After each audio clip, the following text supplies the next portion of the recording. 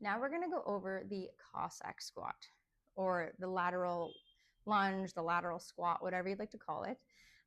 It's not technically an animal move. However, it is one of those moves that's just body weight.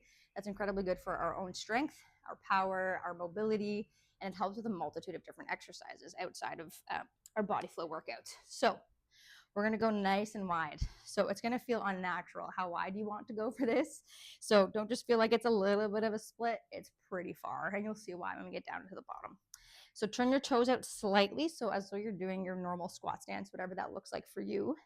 And then what we're going to do is bend our hip and our knee both at the same time into one side. Arms will go out for a little bit of counterbalance. So bend the hip and the knee, drop down to one side, and then pressing back out. So we'll stay on that same side. So I'm going to talk you through this. So we want to think about the other leg's going to be straight. We're thinking about bending both the hip and the knee. So you think not just bending the hip because then we're just bending forward. We want that knee to travel forward, so we drive out of that bottom position. Really thinking about pushing through the sides of our hips. Let's go into the other side. Arms out for counterbalance. Bend through that hip and the knee, letting this knee travel towards the toes. So you want to think about the knees going in the direction of the toes. We don't want the knees to be staying inside. And you'll find as you get stronger over the coming weeks, hopefully you should be able to get lower and lower and lower.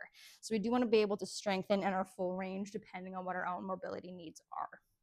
So for different points of this workout, sometimes we'll alternate and sometimes we'll do all on the same side, but the mechanics are always the same, keeping the core nice and strong, opening from the hips and from the knee, keeping the knees working out towards the toes.